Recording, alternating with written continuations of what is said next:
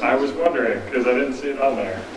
Yeah, so we'll need to do a motion to amend the agenda, and it probably should be under the administrative, it should be the first item under the administrative matters.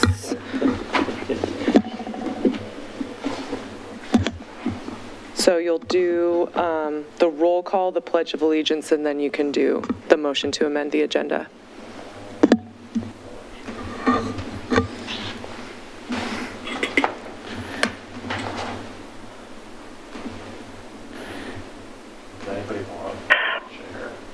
Would anybody mind, this is Kathy,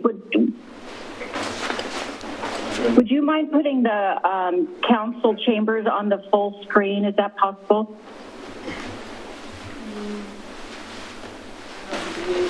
Hi, how you doing? I don't know if they can hear me. That's fine if we want to for now.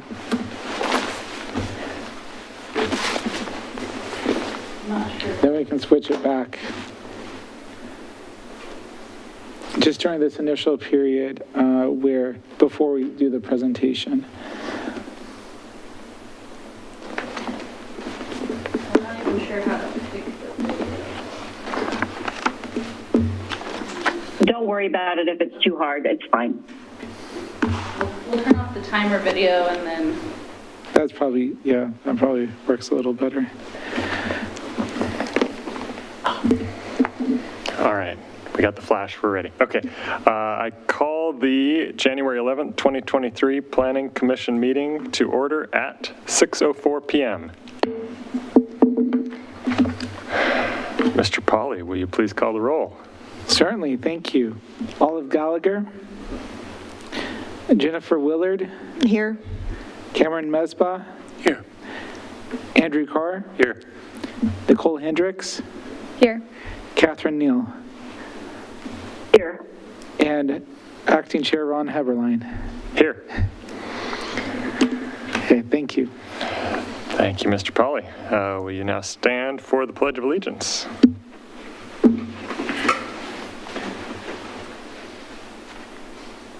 Pledge allegiance to the flag of the United States of America and to the republic for which it stands, one nation, under God, indivisible, with liberty and justice for all.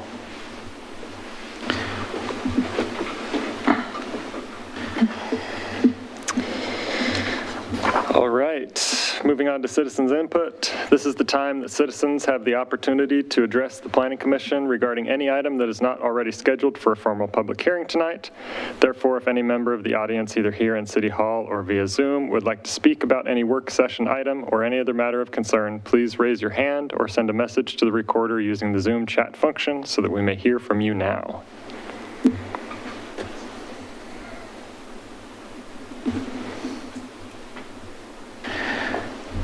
We had one person on Zoom. I don't believe they want to comment at this point, but we could check. I have no hands raised and no chats on Zoom. Okay, we will go ahead and move forward to the administrative matters. And it looks like first thing up on the list is we need to make a motion to update the agenda to add the election of the Planning Commission Chair. So I will move to update the agenda to add election of the Planning Commission Chair to the administrative matters. And Vice Chair. And Vice Chair. And Vice Chair. Thank you. Do we need to vote on that, or do we just need a second? Okay. All right, we'll do a vote. All in favor? Aye. Aye. Aye. Aye. All right. We did do roll call. And adjust the agenda. Okay. Okay, so we will move to the election of the chair and vice chair. And so I'm going to give you all Amanda Guile Hinman, City Attorney. I'll give you all a breakdown of how the process will work, and then we'll get into the voting. So the Planning Commission will elect a chair and a vice chair subject to the following rules. We will begin with nominations for the position of chair of the Planning Commission. Any member of the commission can nominate someone for chair. You can also nominate yourself. Nominations do not have to be seconded. If you are nominated but do not want the position, simply state that you decline the nomination. When the nomination stops, Chair Heberlein will call if there's any more nominations, and when there are none forthcoming, he can declare the nominations closed. Once the nominations are closed, I will list the names of the nominees, and then we will do a roll call vote for the chair. And then if one person receives a majority vote, then that person will be declared the winner of the position of chair. If no one receives a majority of the vote, we will redo the vote until one person receives a majority of the vote. No nominee may be dropped unless the person voluntarily withdraws from consideration. Upon completion of the election of the chair, we will then elect the vice chair in the same manner by first nominating the candidates, closing the nominations, and then voting until one person receives a majority of the votes, and then that being declared the result. Once the chair and vice chair elections are completed, then the new chair will take over proceedings for the remainder of the meeting. So with that, we can open it up for nominations for chair. Well, then Are you opening it? Yes, I will officially open the nominations for chair. I would like to nominate Ron Heberlein. that was going to be my nomination. Fantastic job. Are there any other nominations?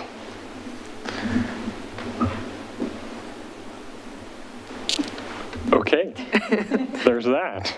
Okay, so you can go ahead and close the nominations. I'll close the nominations for Planning Commission Chair. And although it seems redundant, let's go. Paula, can you do a roll call vote of the commissioners? Yes, I can. We've got Jennifer Willard, Yes. Aaron Carr, Andrew Carr? Andrew Carr, excuse me. Yes. Andrew Carr. Cameron Mesbah, Yes. Olive Gallagher, is absent, okay. Brianne Tusinski. No, Is she not that's the here? old one. Okay.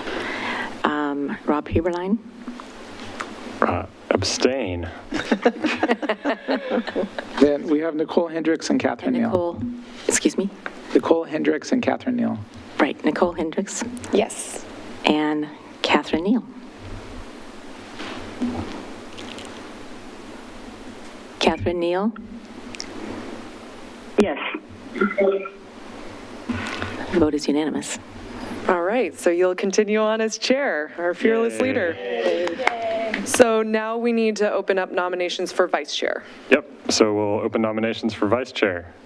Does anybody have a nomination for vice chair? I would like to nominate Commissioner Willard.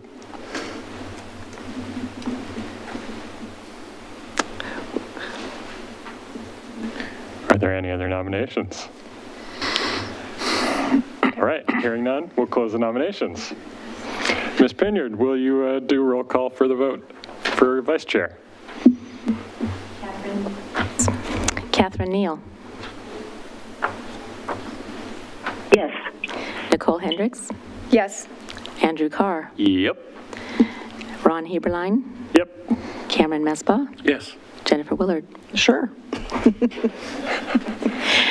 The vote is unanimous. It's an easy job with you at the helm. I'll make a scandal for this year, it'll be okay. Oh, no. All right, so that takes care of the first administrative matter. Ms. Guile Hinman, anything else, or are we good? You're all set to go. Great, thank you. All right, next item on the agenda is the consideration of the November 16th, 2022 Planning Commission minutes. The minutes were previously distributed. Are there any corrections to the minutes? I have a couple. Let's hear them. On page 14 of 22, the next to last paragraph, under my statements, the second sentence says the county assumed I-5 was going to be a bypass. It should be going to be bypassed. I-5 would be bypassed, presumably through some local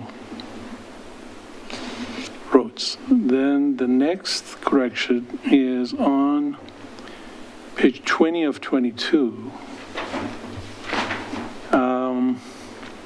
Middle of the page, right above Mr. Pauly clarified, and that's bolded. There's a talk about whether or not any property would be forced to be annexed. And I said something like, for all practical purposes, if all the properties are annexed and one property is left, for all practical purposes would be annexed is what's written here. It should be, would end up being annexed, that one property in the middle of a whole block of properties that has been annexed. So it should be, would end up being annexed.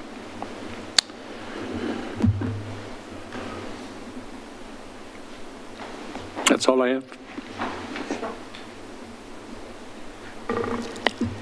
Excuse me, Commissioner Mesbah. Yes. I just want to make sure I have it correct. So the sentence should read, if only one property was not annexed that on that side of the street, there's another one, on that side of the street, for all practical purposes, the property would end up being annexed? Yes. Okay, thank you.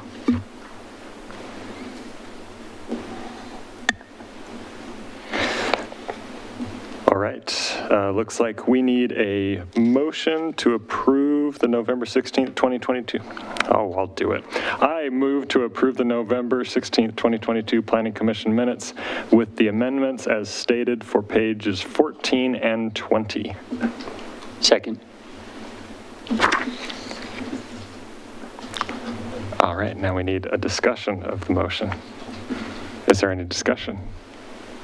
Oh, I just have a clarifying question, I guess, for staff. Do I abstain if I wasn't there, or are we vote? Do we?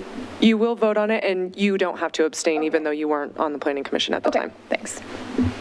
Great question. All right, looks like we need a vote on the approval of the amended minutes. We don't need a roll call. All in favor? Aye. Aye. Aye. Any opposed? Any abstain? Yes, got it. All right. And now it looks like Mr. Pauly is up next for our work session item.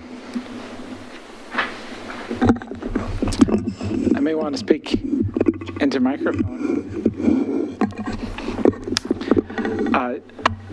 For the record, Dan Pauly, Planning Manager, and before I get started, wanted to give a warm welcome to Nicole Hendricks and Catherine Neal, who this is their first Planning Commission meeting. Maybe at the end we can do a round of introductions to each other. And I will say that, like I believe everyone but Commissioner Mesbah, I had the opportunity to serve with them on Development Review Board as well. So. Also with me tonight is Kate Rogers from MIG. Appreciate Kate being here. Kate, you may recognize from our middle housing work. She's done a lot of work on codes throughout Oregon and elsewhere, and she'll be a great asset as we work through this. So appreciate her being here. So with that, we're here. As you know, in November, you adopted a certain Frog Pond East and South Master Plan. And with that were a couple additional implementation steps, one of which is to update implementing development code standards, which is not a tiny body of work. There is a fair amount of detail to implement some of the novel things we're doing out here, and to make sure that the vision and plan come together as anticipated. We're going to be working through this over a number of months here, starting tonight, and appreciate your patience and your thoughtfulness as we work through this. The other implementation piece, you won't see as much. That's the infrastructure financing. We'll keep you updated on that, but that's really something that's done directly with City Council. So with that, let me start a presentation here.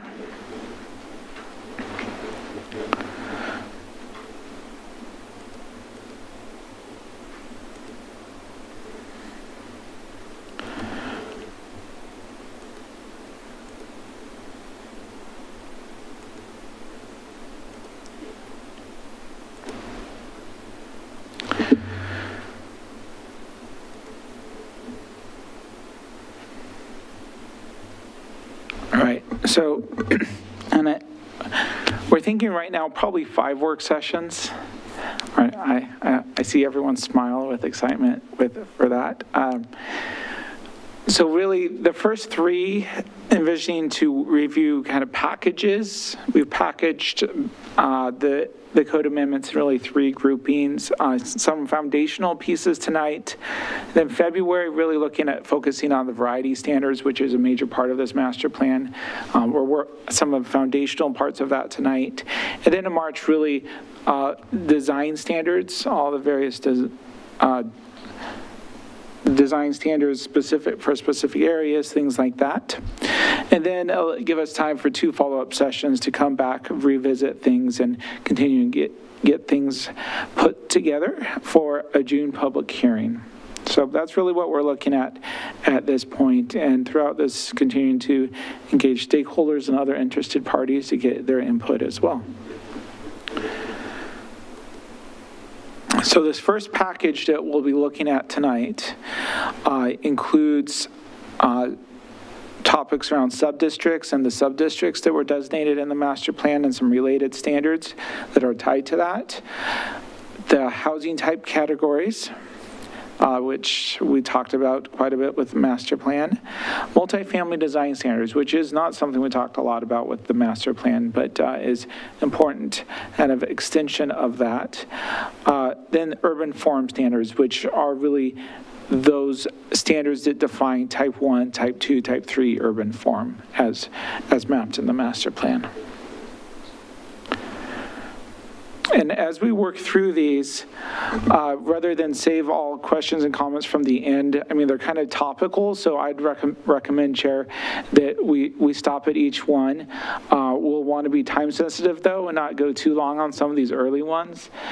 So we save time for the latter ones. So if it's all right, Chair, I can kind of signal if it's going a bit too long, and if it gets to a point where we should park that topic, and we can always come back to it at the end if we want, but I want to make sure that we get to some key things, because the idea is I'll start by kind of hitting some items that my gut feeling will go fairly quickly, are fairly straightforward, and we'll probably move through them pretty quickly. You don't have to move through them quickly. If you have questions and stuff, certainly we can slow down and talk about it or identify what we need to revisit later. And then we'll get into a couple of topics that I'd anticipate some additional discussion. That's the multifamily design standards as well as those urban form standards. So we'll finish with those, but before we get into those, I wanted to kind of tick off some fairly short ones and with you. So and for each of these, kind of mirroring what you have in attachment 2 to the staff report, is talking about the why of each of these draft amendments, what's the intent, how it relates to master plan, how the explanation of kind of what tools we're using, is it a table format, or how are we going about writing this code, where is in your attachment. I'm not going to give you the code reference in this presentation. If you want it, it is in your packet. And finally, show you what is the actual draft code amendment. I will note on this last one, I mean, there's numbers involved. I'm not going to really go into the numbers, but we'll more talk about the ideas and the reason for the numbers. And because I'll be honest, reviewing the numbers even the last couple of days, I've noticed some things that needs to be corrected here and there. But so I want to focus on the why, and then we'll get those numbers updated to be correct and aligned with the direction and the intent. So what I'd hope then for each of the different topics, so of these different topics we'll discuss or draft amendments, confirmation of, okay, this is looking pretty good, right? There may be some edits, I know, for example, one of the maps you'll see has some mislabels. That's okay, we're aware of it, we'll fix it. But just confirmation that it's really ready to be finalized and just kind of revisited briefly come April or May. Or there's direction on next steps where this is something that a couple of these, particularly multifamily design standards and urban form standards, I anticipate, as well as possibly a couple others, that there'll be some iterations of these. So really some directions of what the commission wants to see as next steps for the next version that we bring in front of you. So with that, looking at this beautiful watercolor of what Frog Pond East and South can be, let's jump into the first one, which is sub-district designation. The sub-districts, so let me pause and say one other thing here before I forget. So I will kind of hit most of I'll lead on the shorter conversations at the beginning with Kate offering commentary as desired. And then as we get into we'll trade off on those last two larger ones. So Kate will lead the discussion about the multifamily design standards, and then I'll finish with the urban form standards. So sub-districts, if you'll recall in the master plan, they're kind of almost bubbles, if you will. They kind of have rounded edges, and which can leave questions around the edges. So really what would be in the code is reflecting those sub-district designations in the master plan, assigning numbers to each of the sub-districts so they can be referenced in various code standards. And then also, we found in Frog Pond West in particular, sometimes it's difficult to be, okay, I'm going through the code and, oh, now I have to flip back to the master plan to find this table or something. Really bringing everything, so a developer or a staff reviewer or even DRB member, when they're looking through the code, everything's in one place. The idea, pretty straightforward, a map, and really idea is these lines are areas where we'd anticipate the phasing of development to align with these lines, so you're not developing, we wouldn't anticipate much development over these lines, possibly in something like the E4 through E6, some of the phasing, but it's also, so there's that kind of phasing of development that guides these, but also their urban design component, that we want these a shape and size that lend themselves to being designed around or designed as a cohesive unit. So all of these lines either align with property lines, a lot of them do align with existing property lines, known street locations. So what I mean by that, they're not necessarily aligned with like future where we think we might align a future street, but really it aligns with extensions of streets to the south. So particularly those boundaries between like E4 and E4 and E5 and E5 and E6, as you see on this map, that's aligned with the existing 63rd and 60th Avenue. And also along the existing easement lines for, or what will be verified for the BPA and the SROZ boundaries. So really we feel that this way, when you get into actual reviewing development, it'll be clear, there shouldn't be questions, you'll know what sub-district you're in, and be able to apply the standards in a fairly straightforward manner. So with that, I'll pause for any questions or comments about the sub-district map itself.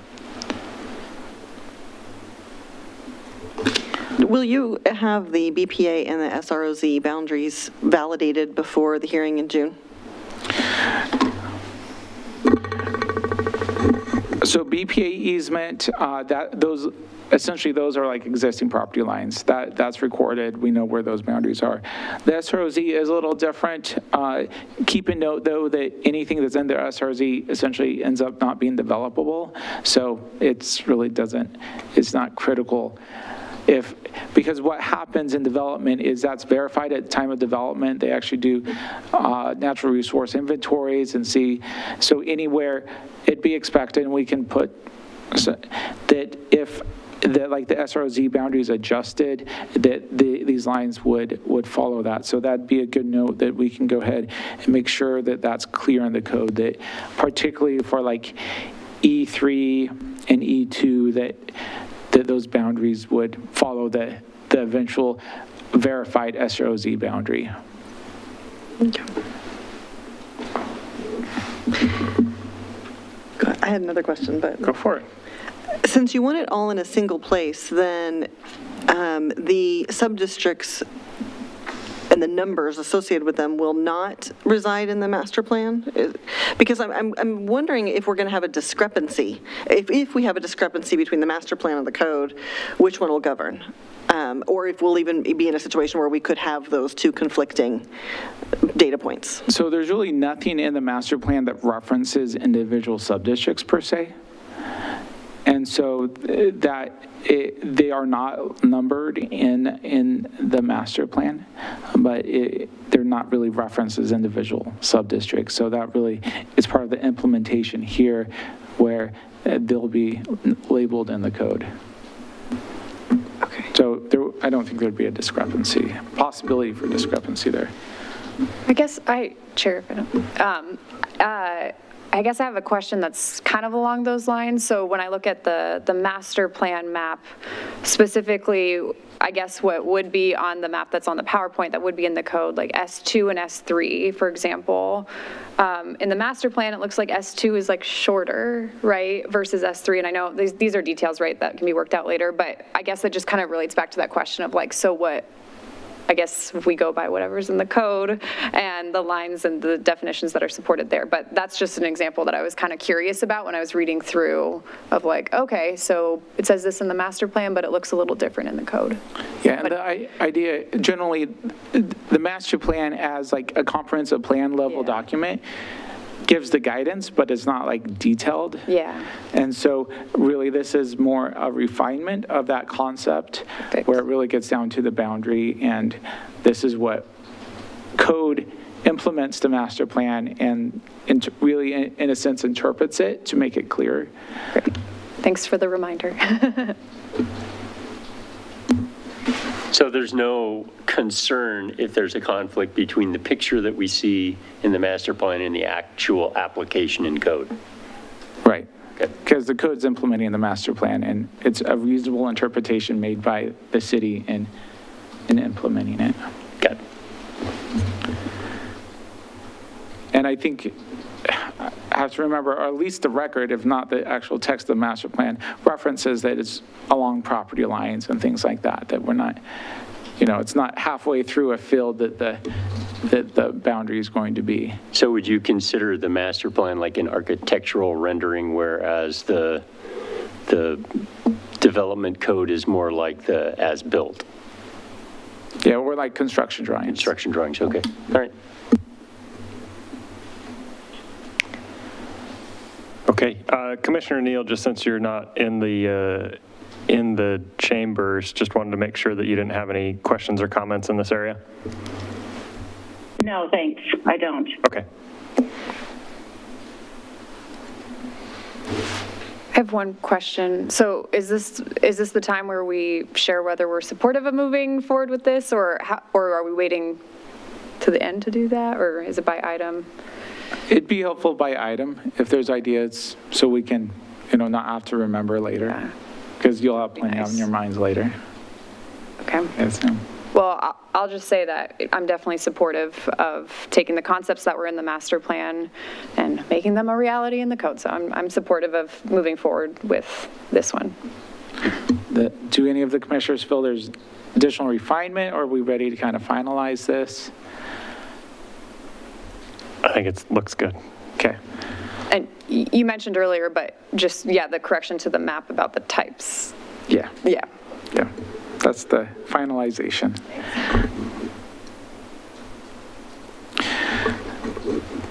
So then for each sub-district, the idea, each sub-district is going to have a unit minimum. You may recall that maximums, usually, historically, we've seen a range, but maximums aren't really defined. It's really, maximums would be a function of what can actually be built within the allowed structures. But there is a unit minimum. And why that is, why do we want a unit minimum? Why don't we just say the structures have to look like this and however units? Is first of all, we need some certainty for infrastructure that we're going to actually have enough permits to support the planned infrastructure. These also help support, I would say support, don't really drive the housing variety. And what I mean by that is, well, the other standards that we'll talk about next month will really be the primary drivers of variety. This minimum unit count helps encourage housing variety, as the unit counts the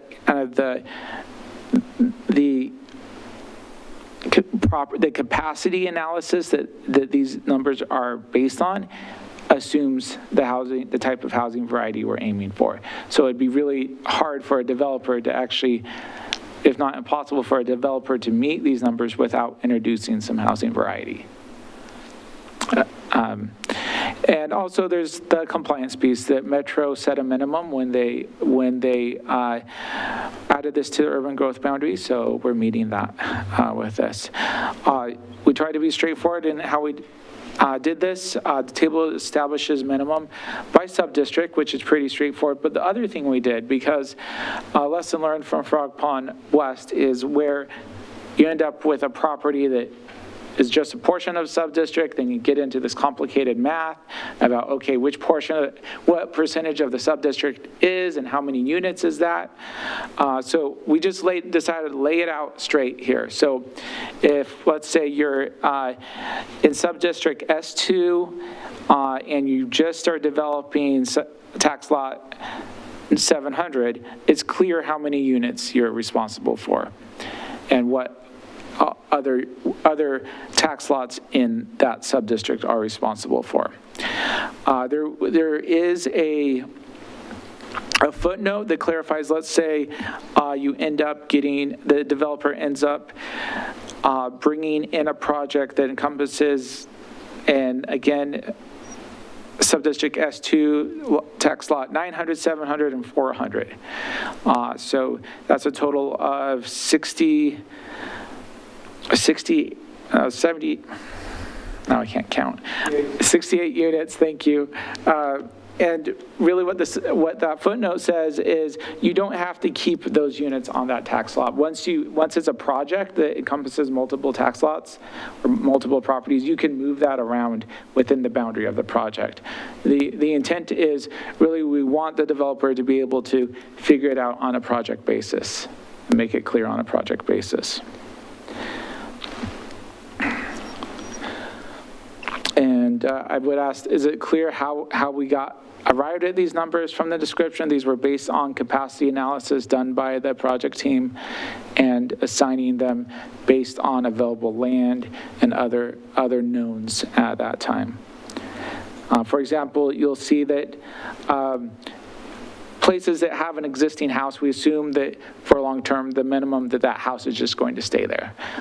They're on those lots that are essentially recently built new homes, then the homes occupy a majority of the lot. They're along Advance Road at 60th. Dan, how does the minimums in the table compare to the master plan unit count or the discussions that we've had previously about the number of expected units in east and south? I was trying to find that in the master plan, and I couldn't find that comparison to be able to see where we are with this in the code in comparison to where we were planning. Yeah, I can get that information to you, Chair Hepperline. Okay. Yeah, it tracks with that same number. Okay. It's in an appendix, so. Somewhere. Yeah. Yeah, okay. I'll get it to you. The densities are also kind of in the same ballpark. Right, this reflects kind of the understanding as they look through based on the urban forms, the type of level of development that was anticipated in the different urban forms, and where there's SROZ and taking out right away and the expected number.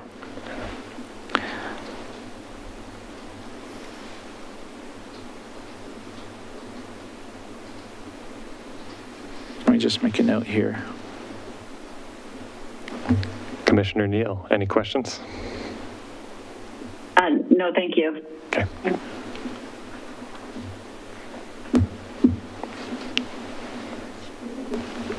Why are the different rows in that table shaded differently? Is that indicating anything?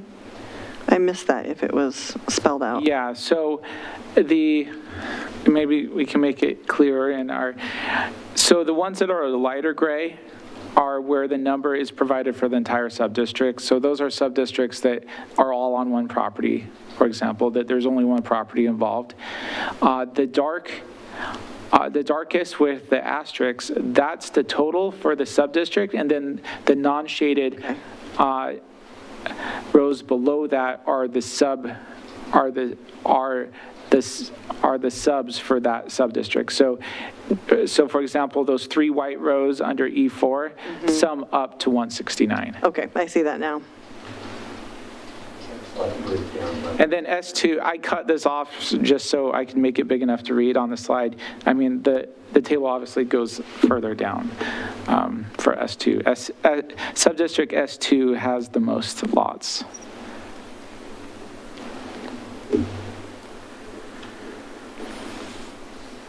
How are we feeling about this one? Other questions, comments? This makes sense? Is it straightforward as we think it is? Yeah, I think that makes sense, and I feel that it's kind of ready to keep moving along. Okay. And if you wake up in the morning and say, oh, I should have said that about something we thought was pretty close to done, we're still available. This is still very drafty, and happy to have that conversation.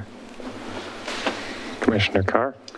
My question is comparing subdistrict S2 and S3. S3 has 60% more, but it appears to be about the same acreage. Is that?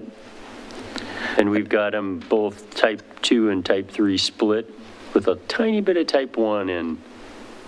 Is that what we're anticipating? Is the type 1 in S3 is going to account for that additional? That's my understanding. I can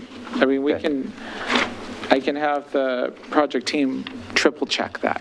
Okay.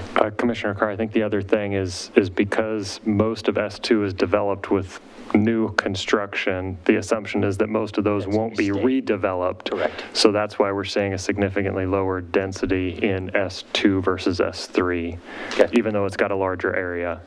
Got it. So should we have made that more type 3 in the master plan? Because that's what it is already. Okay. It still allows possibility long-term change. Sure, I get it.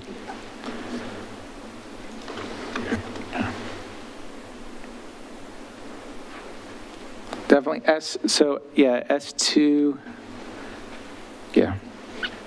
And also S2 does have SROZ as well. And there will be some stormwater facilities in there that take up some land, so. Yeah, I'm good with it. Okay. Ready to move on to the next one? Making good progress here.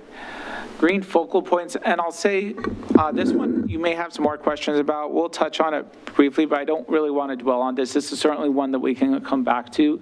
I wanted to mention it tonight because it relates to kind of this by sub-district regulation. But if it needs more discussion, I'd recommend we defer that further discussion, and so we can get to the other topics we have tonight that are more foundational for other work we're going to be doing. So green focal points, these were an urban design focus of each subdistrict in the master plan to make sure that there's a walkable green space essentially everywhere in the master plan in each subdistrict. And each subdistrict is designed to make easy access to these, that it's really is a focal point. The other component of this is, for those that have been on the commission for a while, you may recall our residential code update project a few years ago, where we looked at all this amount of open space standards for residential in general. And that is something that both the commission and council felt very strongly that that's a standard that is a good standard that needs to be maintained in the city.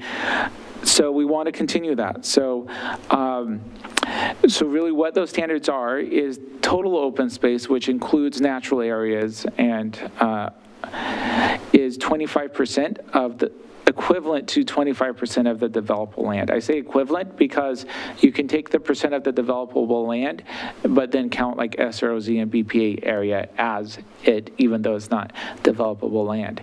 So that's easily met when you take in the BPA easement and SROZ. Really not a problem.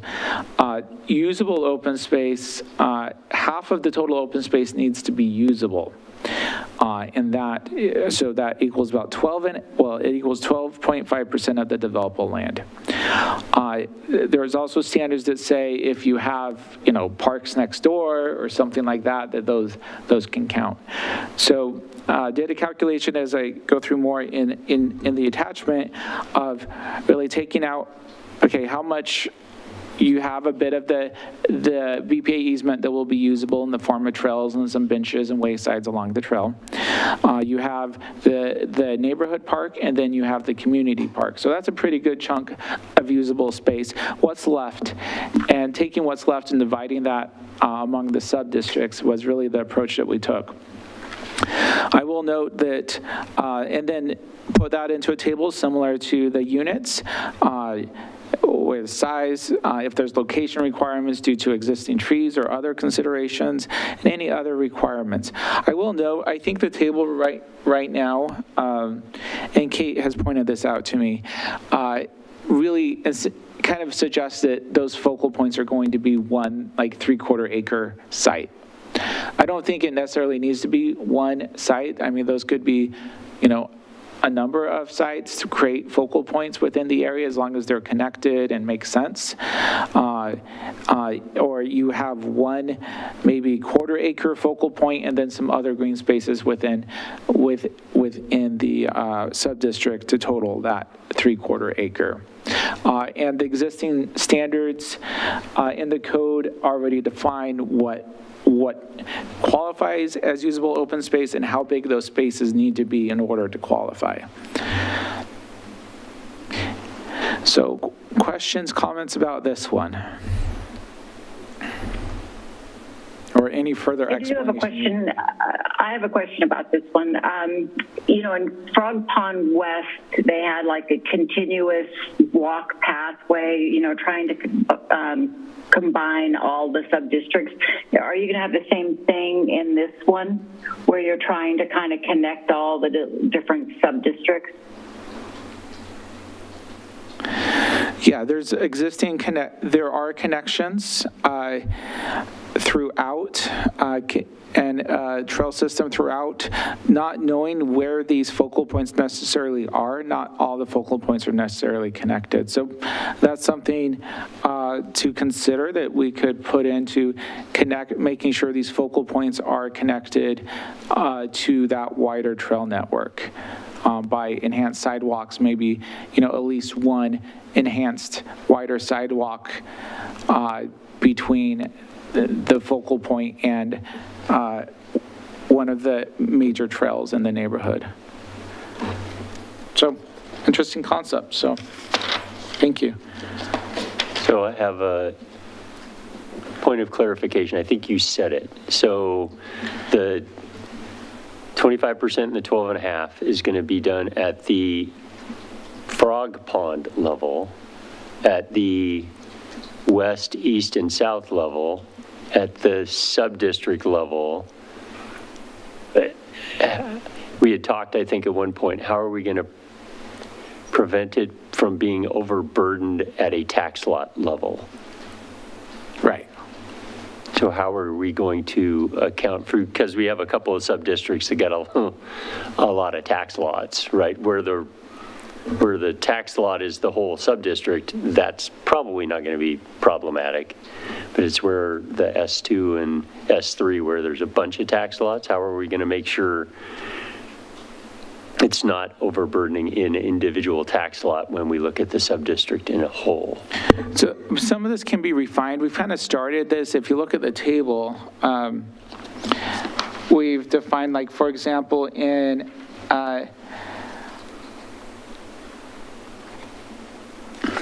S3, it talks about being located at, and again, maybe this isn't the whole thing, but it says that a quarter acre each needs to be spread on each of the tax lots in the area so that it is evenly spread, that it's not overburdened by, like, you know, the first one in has to build the whole thing, or the last one in has to build the whole thing. So we've started addressing that. That probably could use some refinement as we think through it, but that would be the intent, to make sure that where it is, or for example in S2, S4, it talks about, okay, you know, you have this big, larger tax lot and then the smaller tax lot where, you know, at least part of it needs to be on the boundary, so, you know, it's adjacent and combined, and then the larger portion would go to the larger tax lot and the smaller portion to the smaller tax lot. So we tried to write that in here to be equitable, but it could probably use some refinements, and if you have any suggestions on that, happy to take those. But I think as a project team, need to continue to kind of think through, especially if you end up in a scenario with multiple park areas, how that actually looks and how that might lay out. Yeah, that's, I think, is part of my concern is in S3, you're saying, I want a quarter acre on these 3 tax lots, but is that going to be 3 small focal points? Or are we going to try to make it one big focal point that hits all 3 tax lots? The idea was one big focal point for all 3 tax lots, but I think I need to think through that a bit more. And the same with S4, it's like, how do we, right, because I don't want a bunch of little tiny focal points. I'd rather have one per sub-district if possible to make it more park-like and more like a gathering area. So that's one question, is like, maybe quarter acre is too big, or 3/4 acre, but does that focal point need to be at least like a quarter acre or half an acre? So that's something that we'll need to give some thought to. If you have any thoughts or suggestions, happy to take those. Dan, did you indicate that there's language in existing code that defines the minimum area that can be counted as usable open space? Yeah, it has to, I believe for, if it's over 10 units, it's like 2,000 square feet, I want to say. Okay. So yeah, that's in that residential code update we did a few years ago now. We got into that in quite a bit of detail. Okay. And then just one other thing. I know you're trying to get away from this one fast, but we're not going to. That's okay. If we need to, we'll make it work. We'll take the time. Is there anything in the Frog Pond West development that guides or suggests variety in the green focal points? Because the one thing that I noticed on the purpose statement is it talks about being a variety of forms, but nothing about needing to be. So it was, what I looked at was like, okay, would we be okay if every single green focal point was a splash pad in east and south? I don't think that's practical, that they would all be that way, but is there any desire to have a variety or any way to... Or they're all just a tree, not just a tree, but a mature tree with the bench under it. Yeah, exactly. Good question. We'll have to think on that one, so okay. Thank you.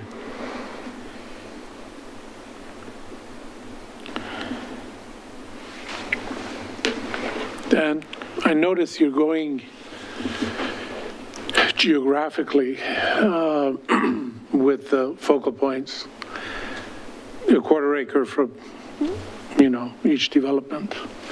Is there more flexibility in a way of doing fees in lieu of that allows you to identify an ideal focal point and fund it by getting those who benefit from it to contribute to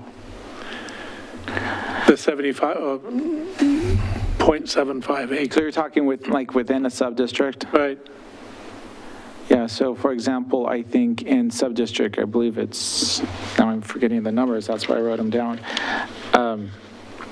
In S2, right, that I think an ideal, in my mind, an ideal location would be kind of at the terminus or kind of a focal point of the extension of Hazel Street where it terminates in a nice terminal vista.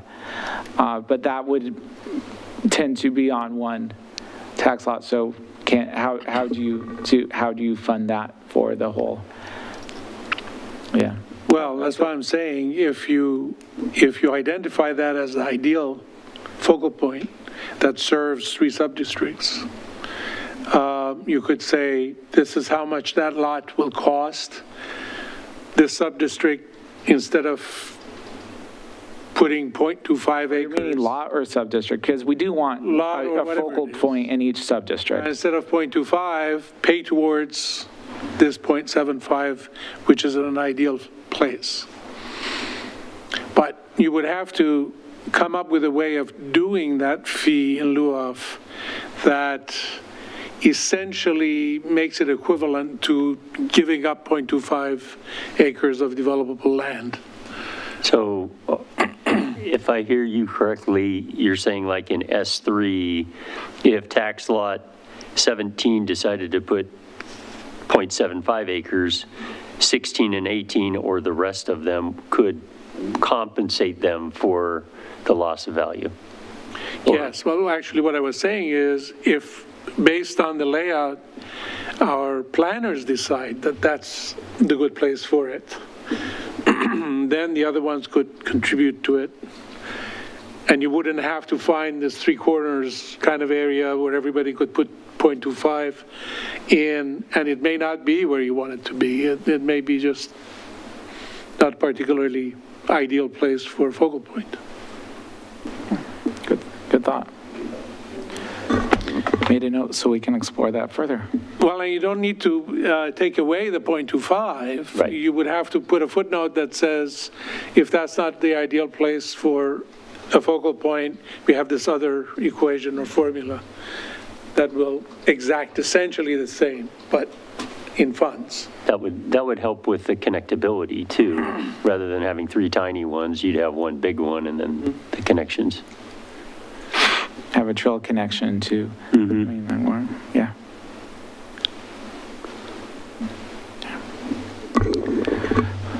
Good thoughts. Other thoughts on the green focal points? I'm in favor of focal points.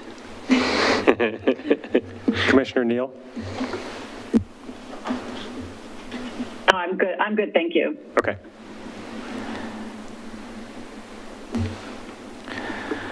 I think we're good to move on. Okay. So let's get through this one. So housing unit categories.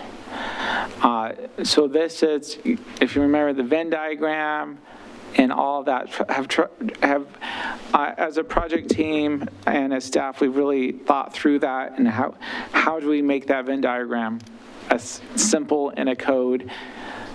And one of the questions we ended up asking ourselves is, what do we take out of that? What maybe is just a separate definition rather than trying to make this table everything. And I'll explain a bit more what I mean there in a minute. So this is a critical foundational piece. Again, these are buckets, and each of these categories will be the basis of our variety standards. That the variety standards will require essentially a percentage of these buckets. Is a concept that we'll be looking at. So we've currently put it into 4 categories. Let me get some more of my notes here so I make sure I hit on everything that I wanted to.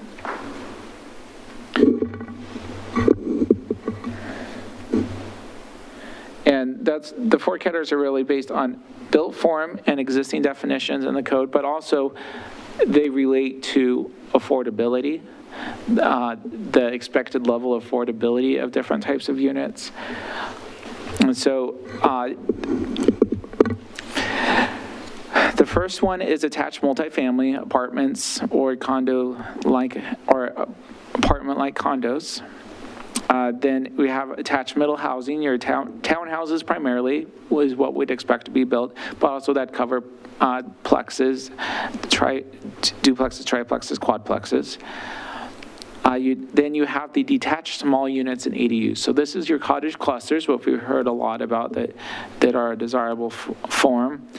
ADUs as well, and then we have the detached large units. So let's go to this next slide and kind of show what's within these. Category A, attached multifamily units. That one's fairly straightforward. That's your apartments. Category B, I've described. Category C, you have the cottage clusters, you have the ADUs. I will note this includes, we anticipate a lot of ADUs because of I think would likely be detached, but this would also include attached ADUs or integrated ADUs as well.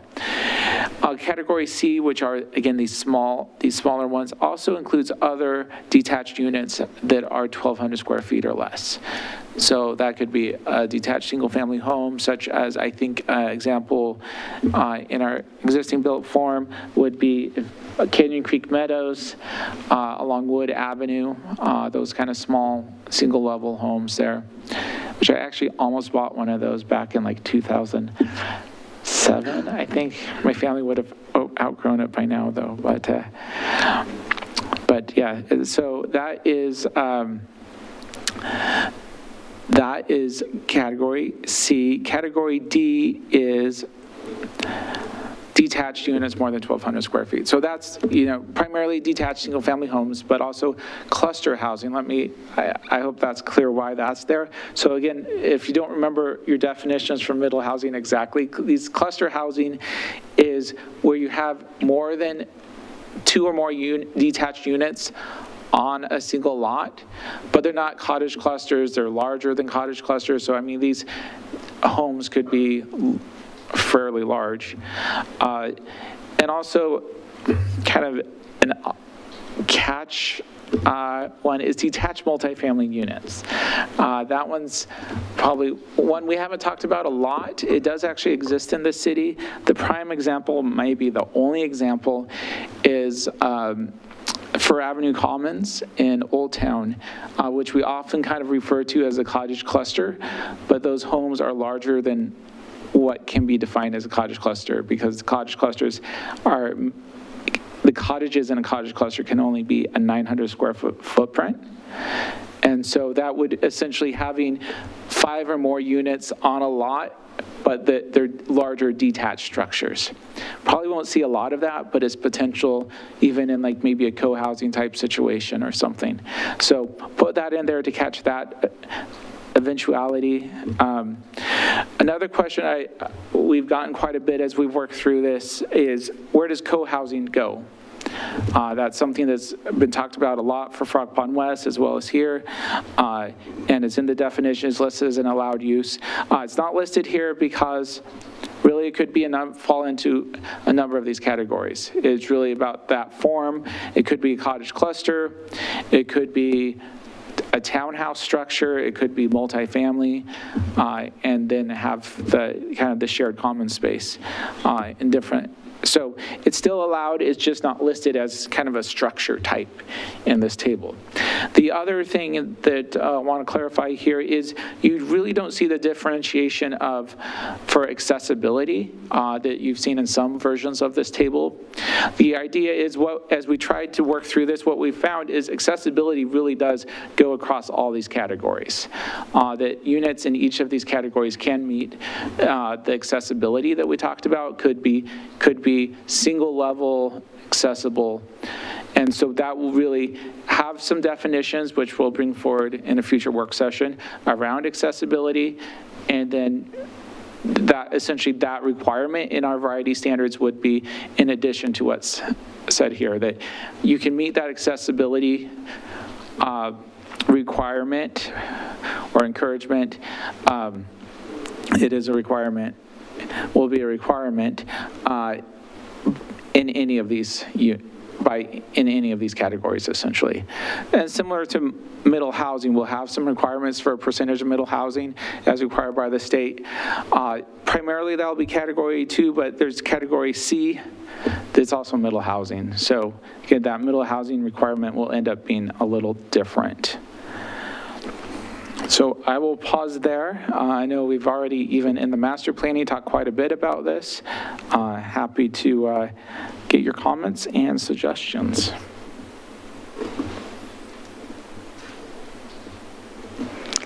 My only question was just about, that relationship with co-housing and the different categories, so I appreciate you bringing that up. And I'm supportive of this. This makes sense. Thank you. When I was looking back through this, and thank you for including the excerpts from the master plan, and there is a paragraph in there that talks about the strategies for the variety of different housing types, and manufactured dwellings is in that, and it surprised me. I know that's not the discussion, but I assume you're specifically not including manufacturing dwellings in these categories. They would not be allowed in Frog Pond in these sub-districts? No, they would be. It's actually kind of the opposite, similar to co-housing, is they could be multiple, they could fall into one of multiple categories.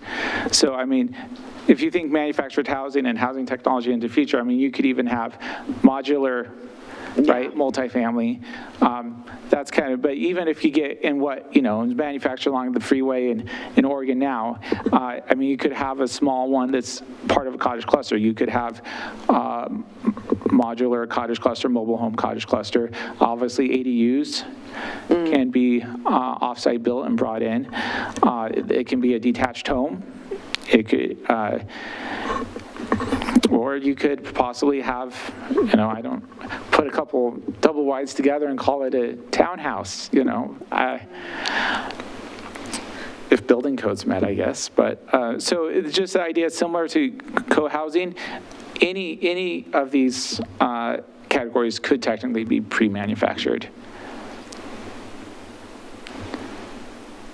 Yeah, it's an interesting concept because our view of manufactured homes is changing, evolving. Yeah. Yeah.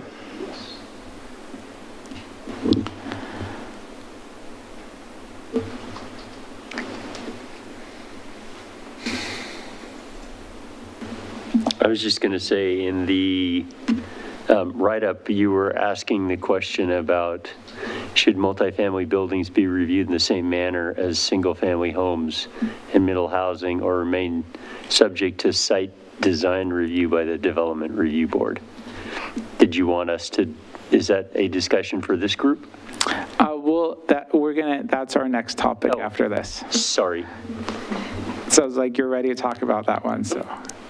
Yeah, Kate will lead us through that discussion here in just a minute. Dan, the only comment I have is actually on the previous slide. And I guess I would just say as we move forward with presentations, if we talk about this, was this slide? There was one where you said large, category C and D, I think were large. Yeah, there it is. D, detached large unit. I guess my recommendation would be to probably change that to something else, because I don't think most people in the city would think that a 1,200 square foot house is large. Yeah. So I agree. There's probably better verbiage out Yeah, there. it may generate some discussion if that sticks around. I noticed that it wasn't in the proposed code concept, which is great. It just, yeah. I thought it said larger than 1,200. Yeah, so in my mind, 1,200's a threshold between small and large, but I agree with Ron that, a 1,300 square feet house isn't necessarily large. Just say detached unit. Yeah.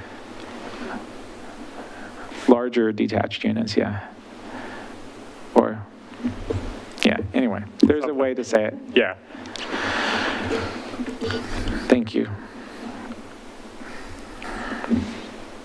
So, this one's key. Is the commission comfortable with us moving forward? Is this a foundation to the variety standards that we'll bring you next month? Obviously, it can still change later, but. Since Chair Hepperline brought it up, what is the 1,200 square foot threshold based on?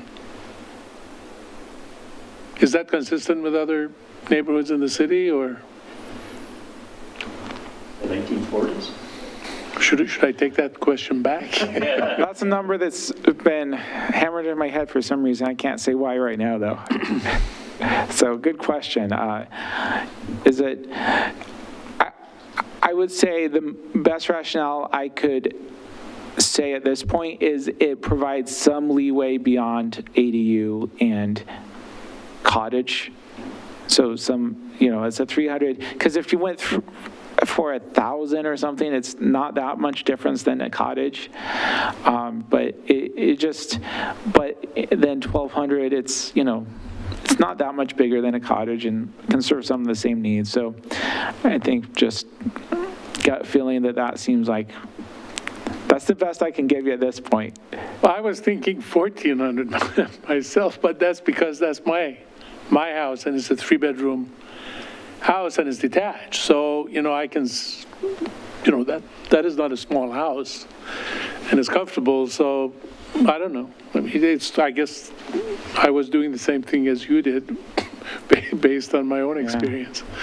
Yeah. I'll see if there's, maybe look at some other jurisdictions. Maybe Kate can help me with this. And I know she's seen a lot more codes in other jurisdictions, and not that you know this off the top of your head right now, Kate, but if there's any magic to what would be a good threshold for that. Yeah, with the new floor plans, is 1,200 square foot, a 2-bedroom detached house, is that? Yeah. I think that was about the size of my first house, and it was a 2-bedroom. Yeah. Clearly not large enough for you. Wow. Before kids, it was fine. Yeah, it would be good to get some feel for that. Yeah, so this is Kate. We can look into that a little bit further. I will add that my house is only about 1,000 square feet, and it's 2 bedrooms. And I don't think of it as a tiny cottage, but I guess by most standards it probably is. But I think part of the intent there, so you could actually have a larger cottage as part of a cottage cluster. The city's standards allow somewhat larger buildings in a cottage cluster. But I think the idea here is to really try to incentivize and ensure that some amount of small homes for, singles and couples and seniors who are kind of downsizing, that those are really encouraged in this area. So, but yeah, we can play with the specific numbers a little further. The reason why I brought it up is category C already says detached units up to 1,200. So I thought, okay, that's for people without kids, retirees with empty nests and so forth.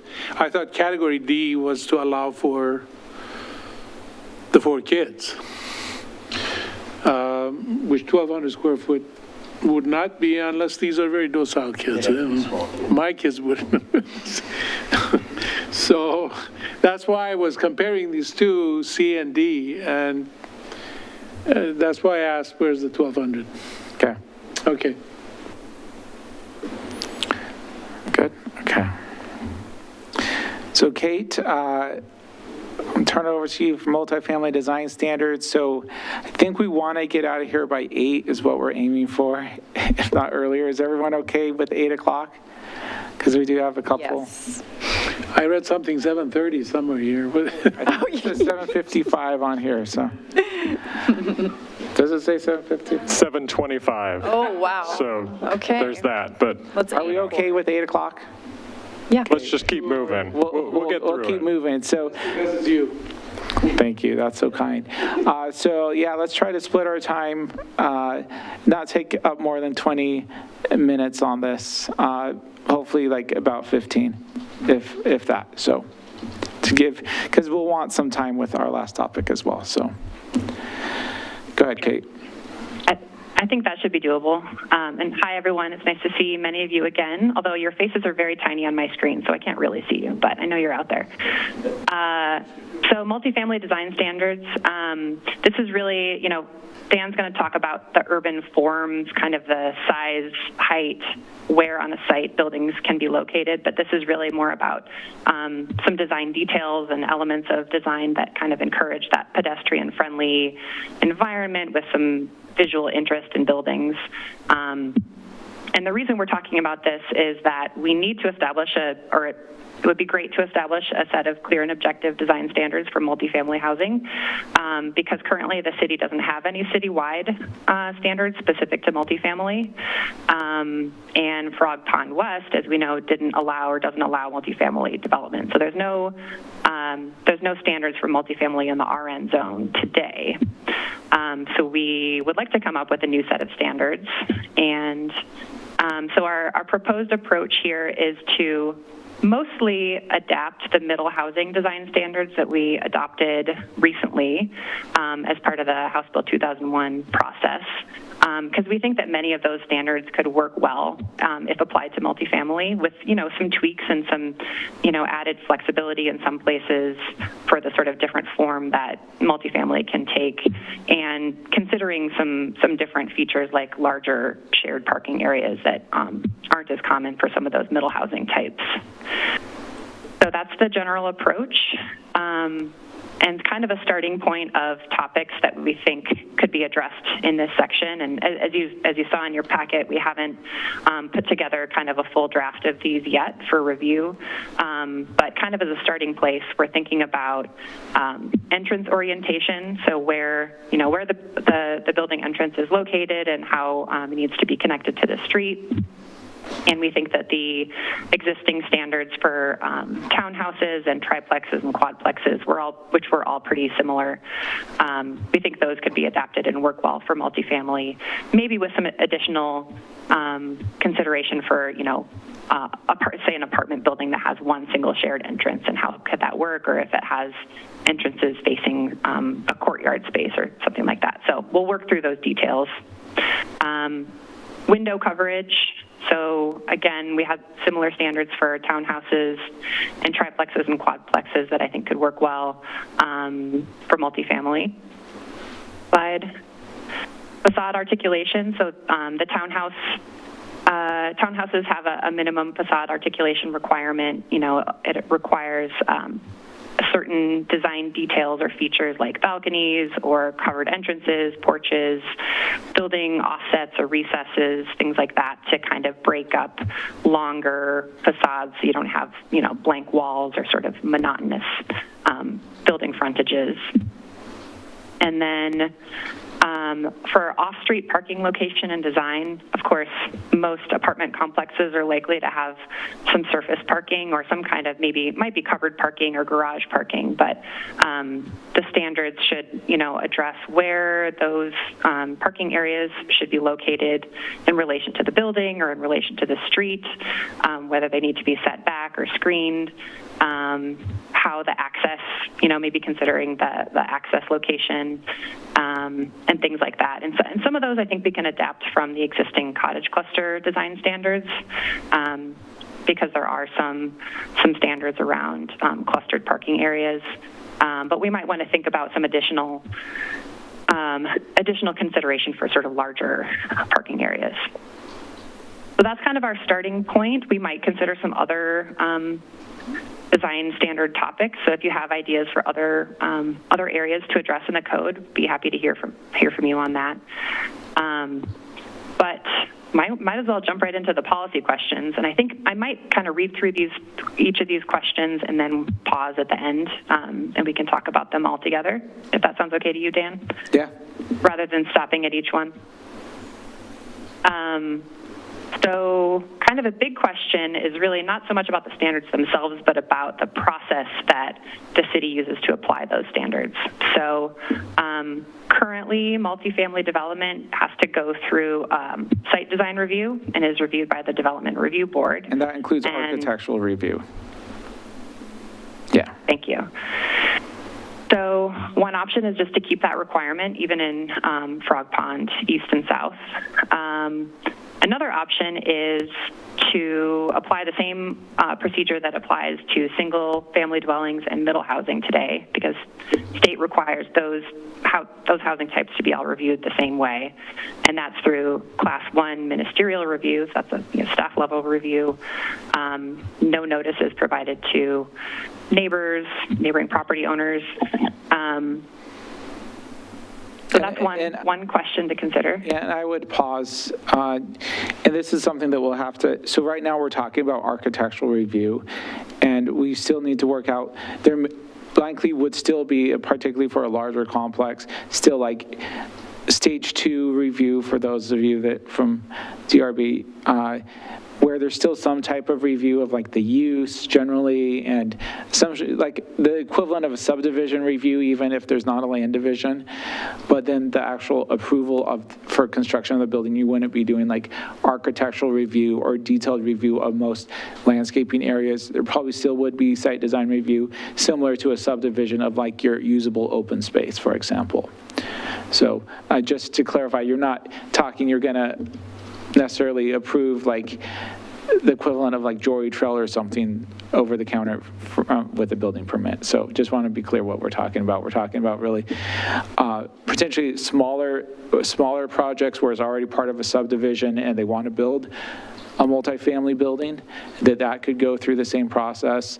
Or if you do go through a DRB approval of essentially a project, a stage 2 approval of larger multifamily project, that the individual buildings wouldn't necessarily, the design of those wouldn't be part of the project, and you would come back and look at that design as part of the building permit. Those questions had come up, so I wanted to clarify that. Oh, go ahead. Yeah, thank you for that clarification, Dan.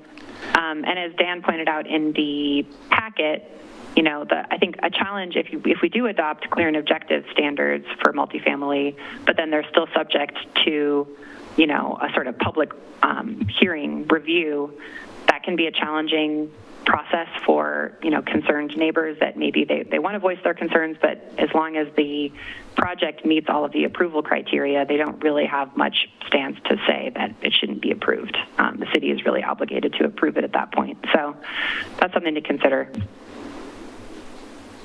So let's look at the next policy question before we pause here. Another kind of bigger question is, if we adopt new standards, should they apply just in Frog Pond, East and South, or should they potentially apply to all new multifamily development citywide?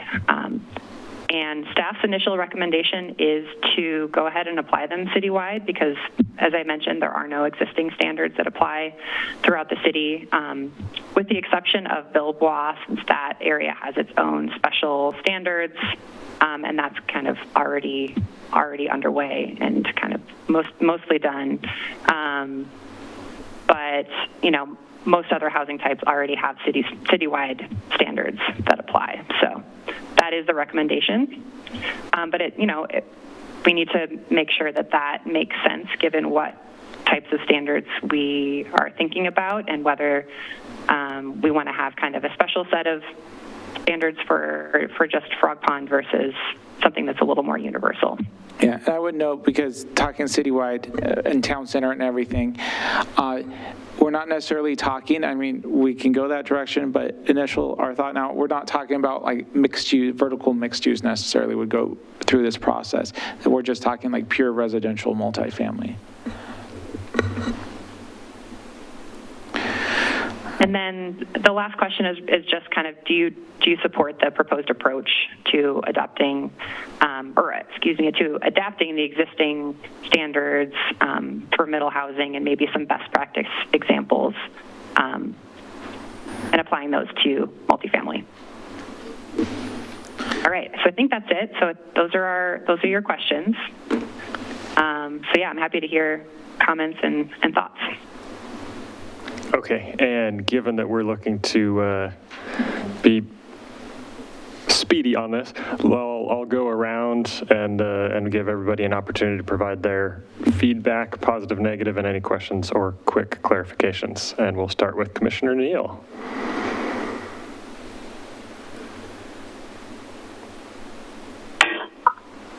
I think that we should apply the citywide standards for these to Frog Pond. I think it's good to have like a consistent standard. And was there the slide before? Was there another question, or is it just these two questions? Let me go back. Yeah, the first question is, should we continue it going to Development Review Board for the review, or should it be reviewed similarly to like a townhouse building? Again, one of the concerns there is when people get to DRB and think they can have a say about it, if there's clear and objective standards, really, they're the clear and objective standards and we're obligated to approve it. So, and there can be unrealistic expectations set through that process in my experience. But at the same time, you know, you're getting a double check to make sure it's what meets city standards. So. Right. I think Catherine's been through some of those hearings, so she understands that. Yeah, and they've been very long meetings sometimes. And they're really, the design and review board, what I felt is that, you know, when the builders are doing what they're supposed to be doing, it's really hard for the design and review board to say, well, you know, you can't do it because they're following the rules. But then the residents really don't like it. So that is difficult. But I'm not sure about the class one. I'm not clear on how that review would be, or is it just this is the list of all the items that has to be done, and the builder is going to do that, and then there's no afterthought, or there's no resident input. Yeah, so yeah, that's the class one review. How that works is that's how we do single family homes and middle housing today. They bring in, staff makes sure it meets all the established standards and just signs off on it. And then they pull the permit and build it without notice to the community. Yeah. Yeah. Personally, I would prefer having residents have some sort of input. It would just make them, I think it would make the residents and the community feel like they're part of it. But it does add a lot of red tape to it, I would imagine. But that's still my idea. I think the design review board is fine. And then the next slide.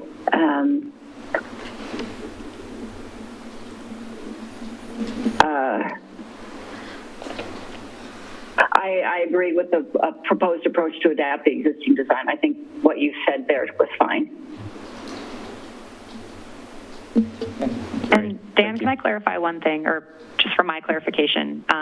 Is there a middle ground? Could we potentially apply a class 2 review where there is notice given to neighbors, but it's not a public hearing decision?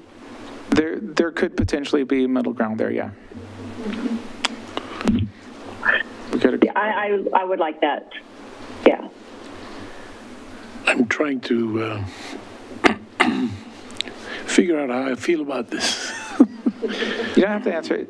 I mean, we're making no decisions tonight, so if you want to... I understand that. No, that's fine. My pet peeve has been this, Dan, that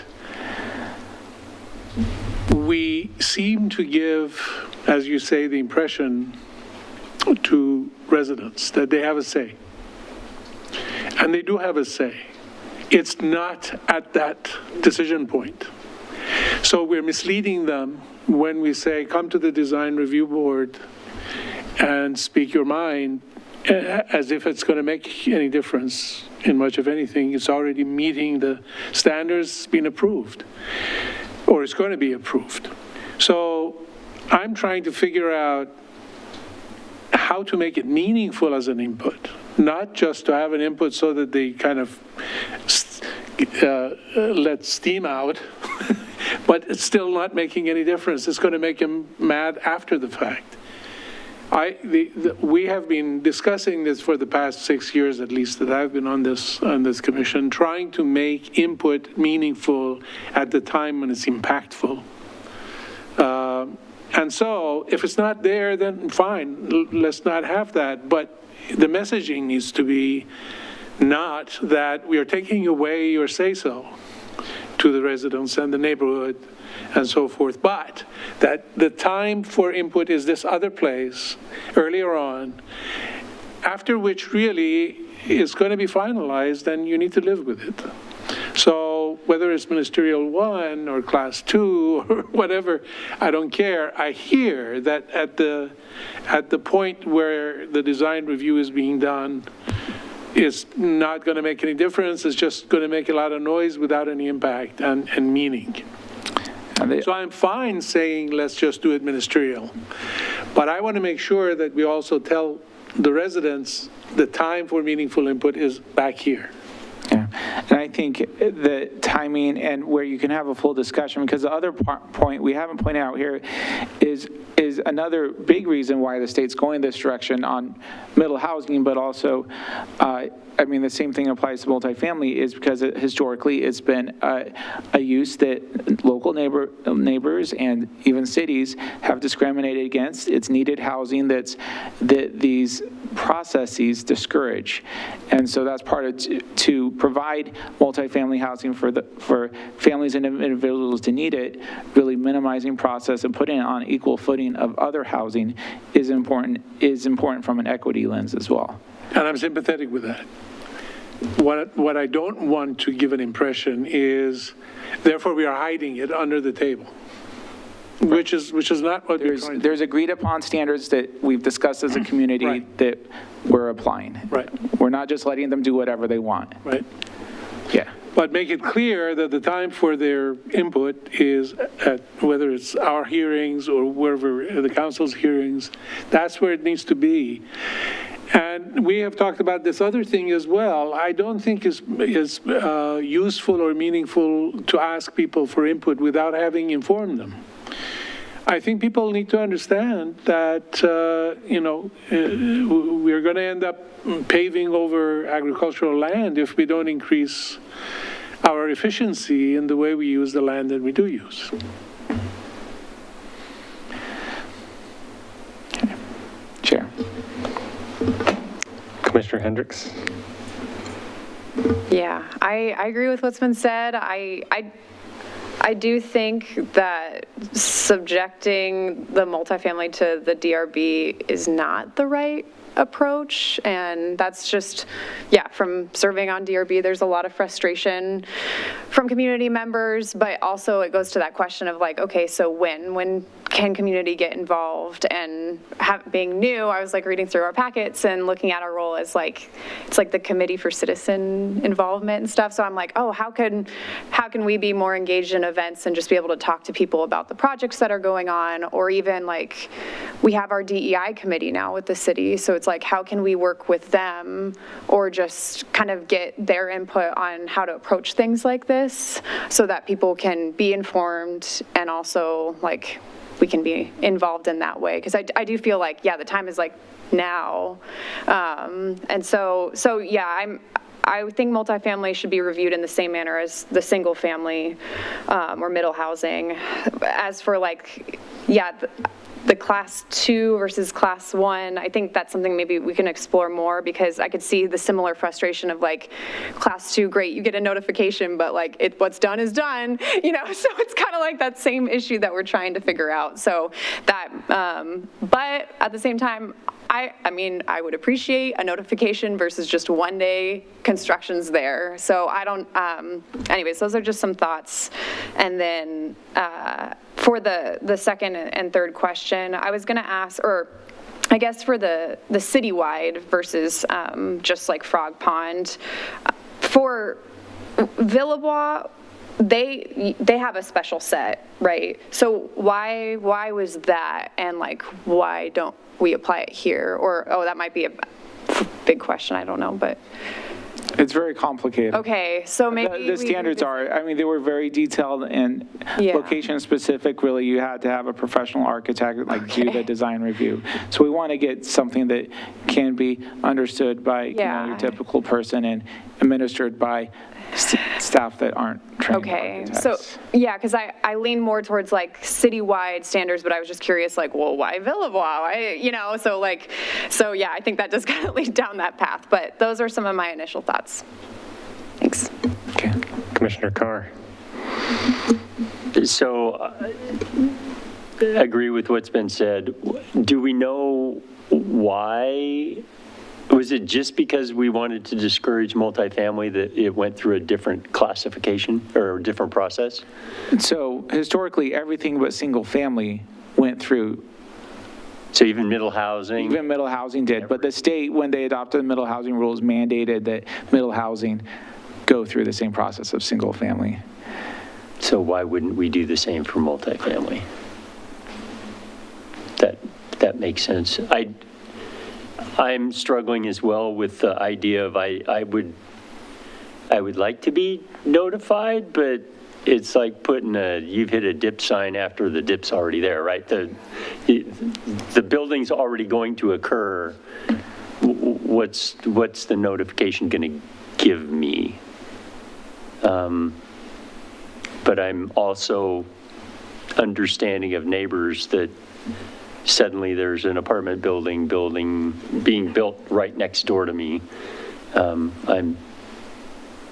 I can understand their frustration, but running it through a DRB process doesn't really give them any more voice. Well, it gives them a voice, but it's with nothing behind it, right? There's no.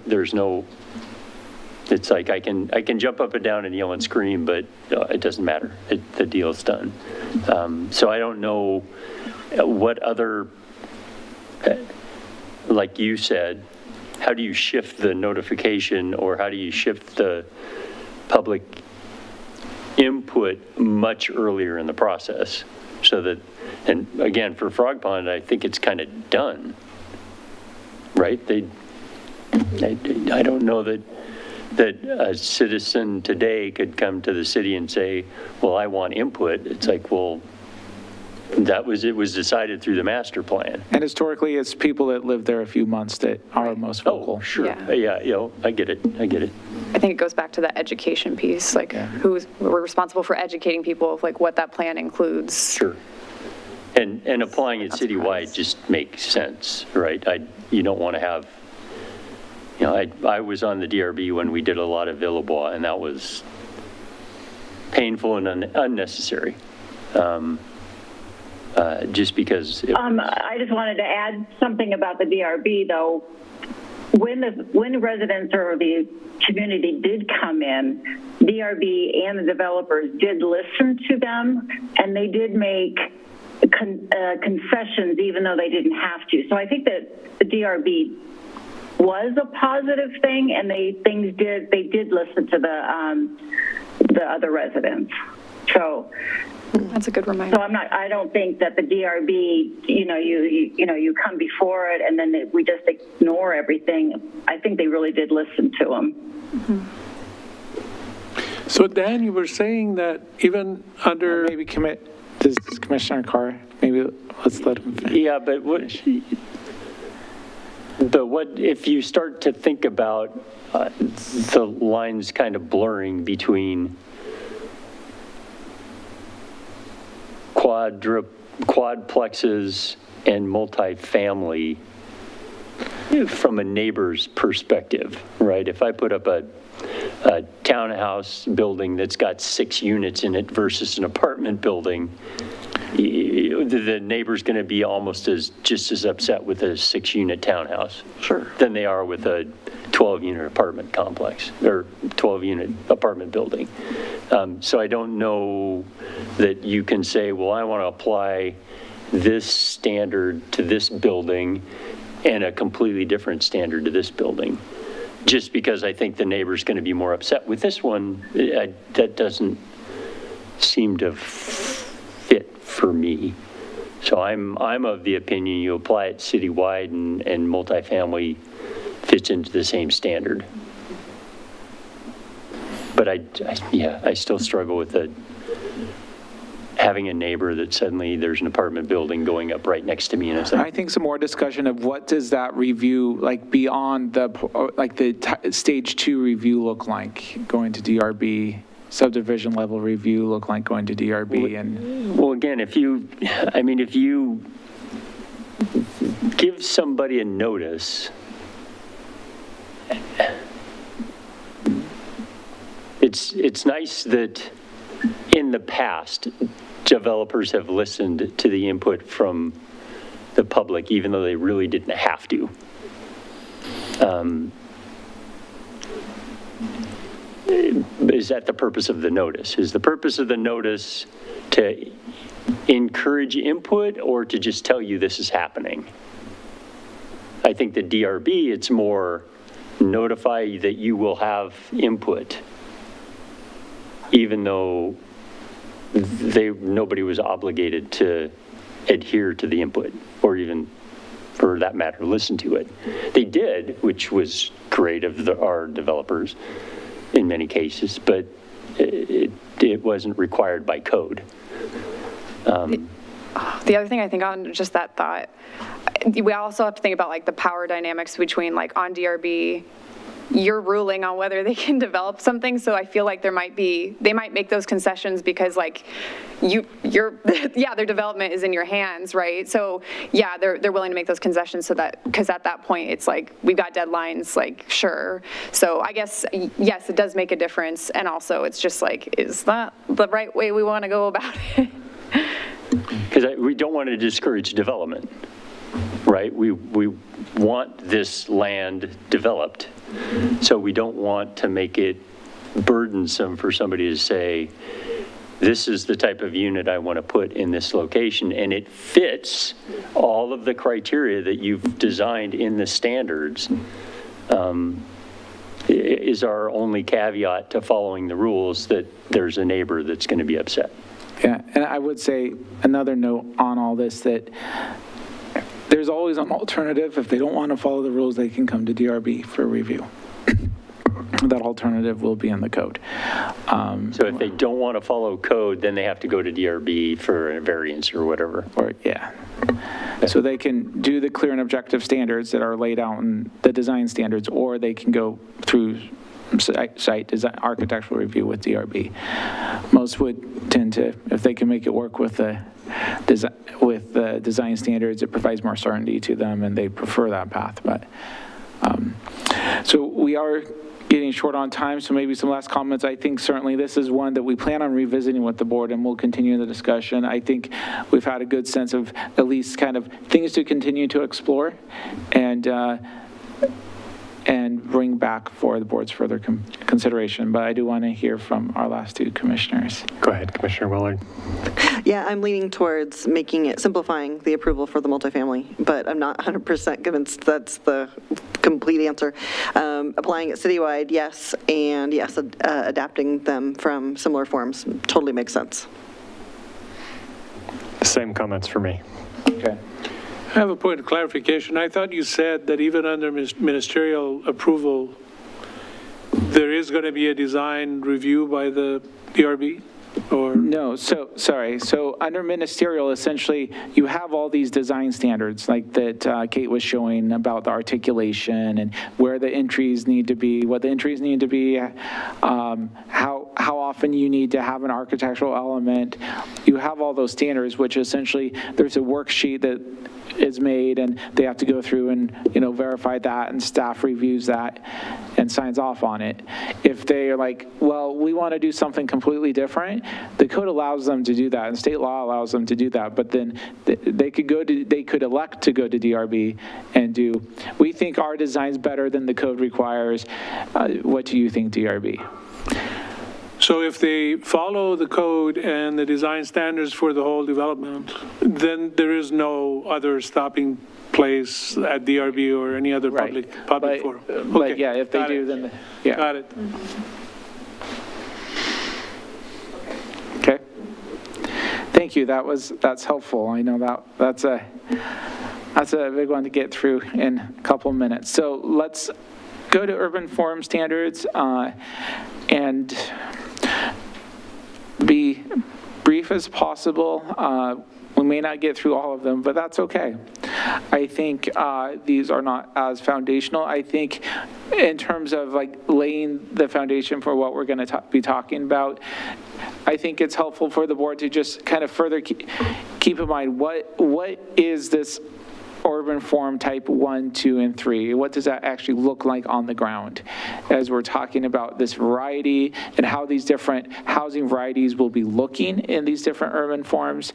And I think these details are helpful in that sense, but I don't think we necessarily need to get into the detail, each individual number tonight or anything, but kind of the general where we're headed and the type of regulations that we're looking at. And even beyond your packet, some stuff I have will kind of clarifies, I think will provide some more clarity for you. I think you're all pretty clear on the why. We really need to define what are these 3 types and provide clarity on what they are and what they're not.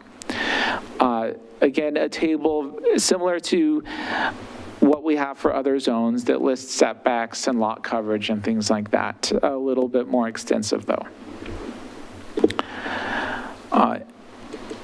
So here is kind of the layout, the basic layout of the table. You have the urban forms, type 1, 2, and 3. Then you have each of the standards across as columns. So, you know, your setbacks and lot coverage, building height, building width, things like that. And then you have the numeric standards. And again, I've already noted some of the numeric standards are not what I expected them to be as I looked at them in more detail and will need to be updated.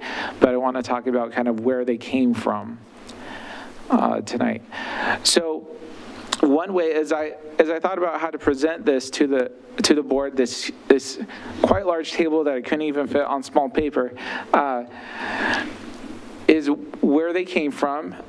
And I think if you think about it in 2 categories, so a lot of these are the typical residential standards just simply copied from other zones. These have been thought through a number of iterations, particularly a lot of these lot standards taken from the Frog Pond West standards. I mean, those were already thought through as the standards that the best of the PDR and the best of the village zone standards that we have. So that's, so really all the lot size standards, the lot width standards, setbacks, building height, and lot coverage are essentially all just transposed from other zones in the city. And I'll get to which ones here in a minute. So we have those standards. So we looked at those, and even during the middle housing, we really talked a lot about how those really determine a lot about that look and feel of the neighborhood, actually how big the buildings are. So kind of continue thinking along that line of what are additional standards that would provide additional assurance or meaningful regulation to define the urban forms.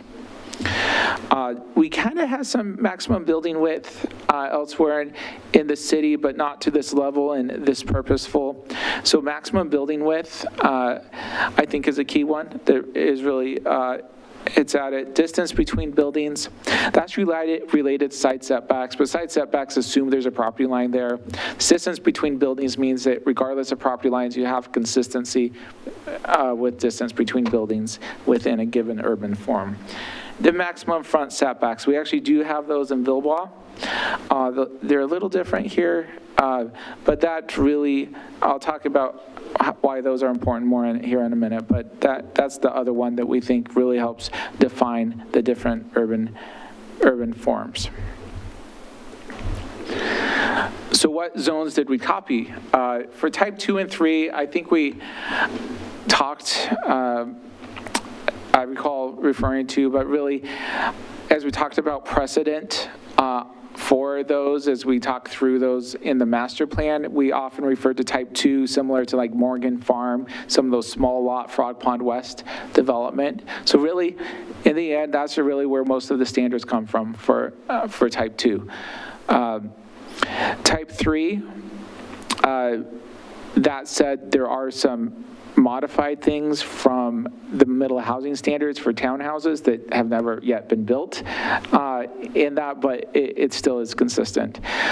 The type 3 really gets to the medium lot in Frog Pond West, the 6,000 square foot lots. That's really where we're pulling that from.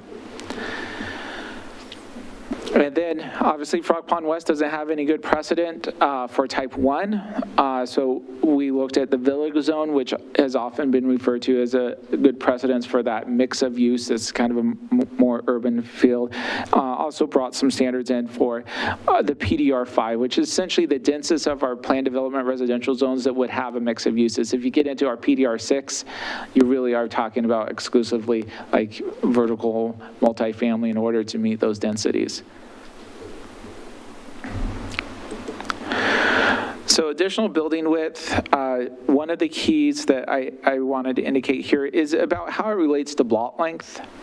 You have this building in Villebois that is an apartment building that takes up the whole block. And so that really does create, it's a very walkable space, but it's also very urban feeling.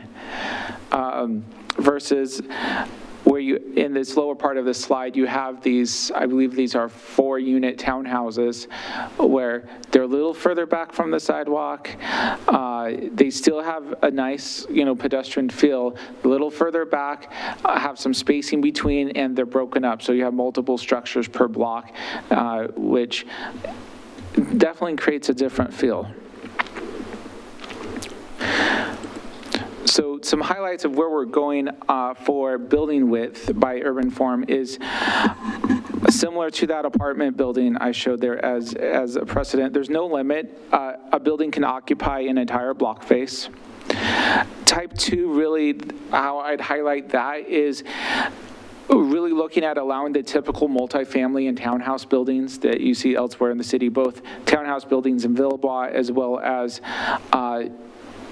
even the size of apartment buildings, like the 6 to 8 unit apartment buildings that you see in a lot of the apartment complexes around the city. But also make sure there's separation, and there are a variety of buildings and architecture on a given block face.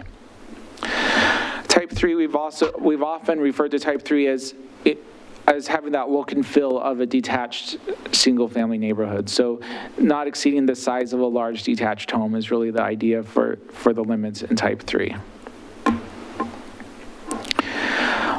Maximum front setbacks, really ensuring consistency, which can really have an impact on the feel from a pedestrian and kind of the public realm view.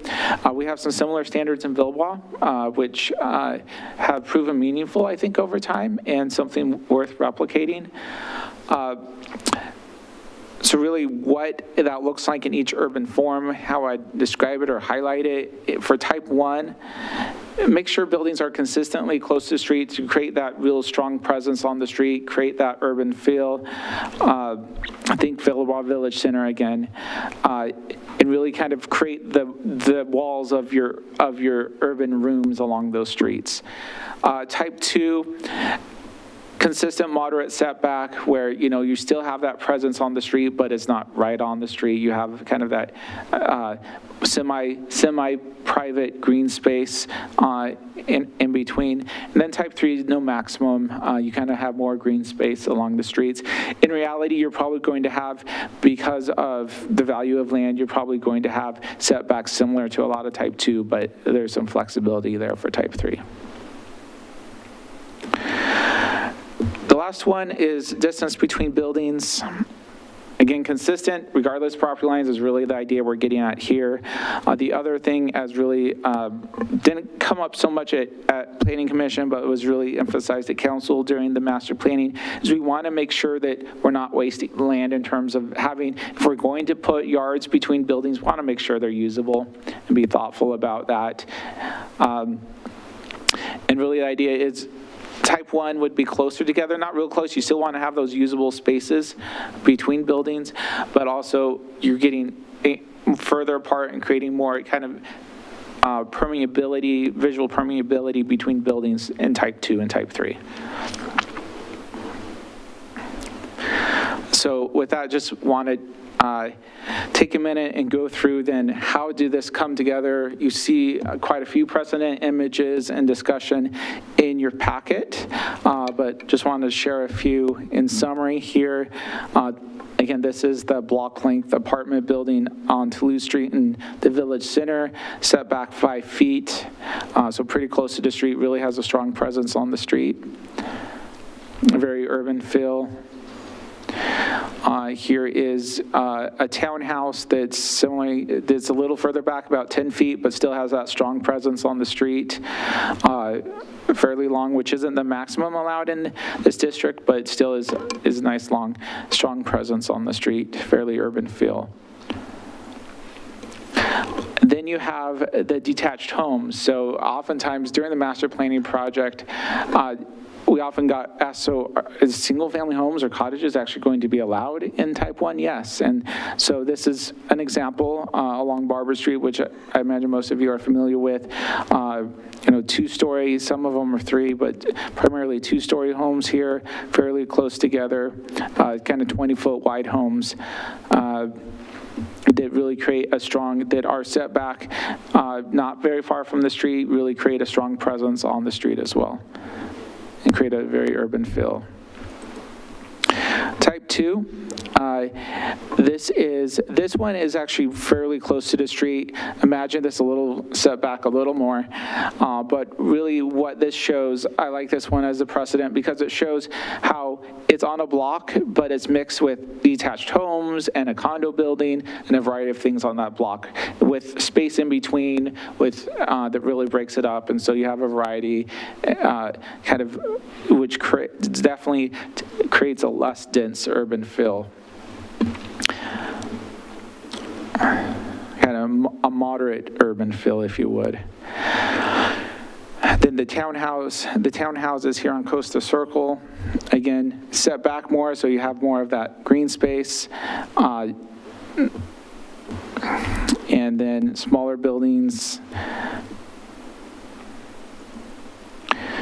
Here's eventually in this slideshow, I'll go out and take a picture. Google Street View doesn't have it yet, but here is an example of a 38-foot wide, typical 38-foot wide home on a 4,000 square foot lot in Frog Pond West with a 10-foot front setback, alley loaded, which is a type of product we'd expect similarly see in Frog Pond East and South in the type 2 areas. Type 3 multifamily, not a great precedent, but it makes a couple points. This building is actually 125 feet long, but if you take out this single level portion in between, these buildings create a good precedent of what kind of the size and bulk that maybe a 6. These are actually 4 units in this apartment buildings that per kind of 2-story section, which are 53 feet, similar to the width of a detached home. And they're set back quite a bit from the street with trees that are screening them. And you'll see that more with type 3, that the larger buildings tend to have, as you're going to have landscape in the front that's going to mature and further screen a lot of the buildings. So this is a triplex that's actually 80 feet wide on Serenity Way. With a 20-foot front setback. And then your detached home from the 90s. And so you can kind of compare how those are. So that is the slides I had to share. So I'll turn it back to you, Chair, for a discussion of these urban form standards. And we're here, but I'll leave it to you. Maybe not 8, but maybe 8:10 or so we can get out of here. So. You keep giving us more time, we'll take it, Dan. All right, I'll open it up for any general comments or questions. I really appreciate like the examples and the photos, very visual, I like that. And then I was also just thinking, like, when we talk about accessibility, like what do those options look like? For the different types and forms, like the one on McDonald that you showed with like that center one that was like lower, is that like an accessible unit, or, yeah, just more examples? Well, I mean, for those on McDonald, for example, I mean, those ground floor units are single level. Yeah, okay. On grade entries. Okay.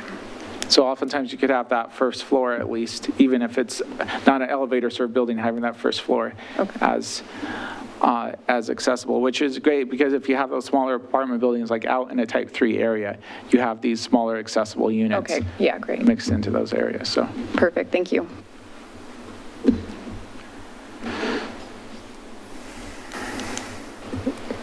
Seems rational, makes sense. I love the pictures. I did have just one simple question on the table, the maximum lot coverage. Do those percentages dissuade any specific building types on those different types, urban forms? Yeah, so there does need to be some more work there. We're not talking about it, but ADUs, for example, I think it talks about it this footnote, but one of our future topics is what are those barriers that could be to ADUs and should we remove those, including lot coverage? I think another thing that we need to explore more for townhouses is are we applying these to the combined lots rather than each individual lot? Because obviously if you have a middle townhouse lot in urban form type 3, it's going to be difficult to meet that. But it probably, if you have the bulk of the building is similar to a detached home, then if you use the lot coverage for those combined lots, then it should be more apples to apples. That was my only concern. Yeah, otherwise it looks good. Commissioner Neal?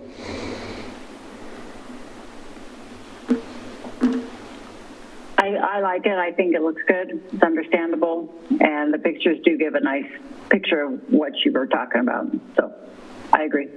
Great. My only comment, I would love to see an example of a block-wide height of 45 feet with a 6-foot setback.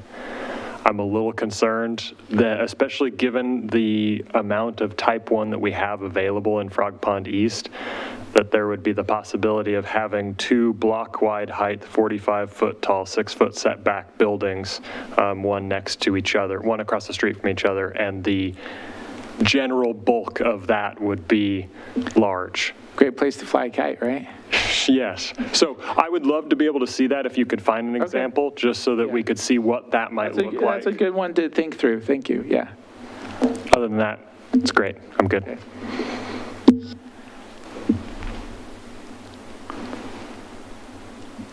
Moving on. Thank you. So any other last general comments or things that you think I should have said tonight, but I didn't, or things that are on your mind? For a future work session, when we talk about the visual variety, the facade, architectural facade variations, I cannot help but notice when I drive through all the new buildings when on my commute to and from Hillsborough, going through Hillsborough and Beaverton and all the new construction, they do a great job of having different facades on the front, but the back is all the same. Mm-hmm. All the backyards are exactly the same, and those are the ones that face the street. And I don't know if there's any examples of other communities that have also had some kind of relief on the back, whatever is street facing needs some relief, and if that would be appropriate to talk about. Yeah, that's something that is on our agenda that we do talk about the public realm. We have similar standards in Frog Pond West that aren't perfect, and similar standards in Villebois. Some of which building permit review were missed, and we've kind of learned how we can make sure that we're looking at what are the public facing facades and how those are taken care of. For example, in Frog Pond West, essentially those facades that face like Beckman Road have to have the same articulation and kind of level of architectural interest as the front of the home. And so that's why that looks nice. You don't just have a bunch of flat rear of buildings along Beckman Road. So Great, love to hear that. Just want to say thanks for developing the packet, because I feel like it really helped me just like easily navigate like the master plan, since I wasn't a part of that process. So it was just really helpful. And thank you, Kate, for being here and also helping. Thank you. all right, well, thank you. Got through package 1. Appreciate it.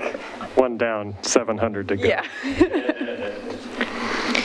Okay, next up on the agenda, we've got informational items, city council minutes, and the PC work program with no staff presentation for either.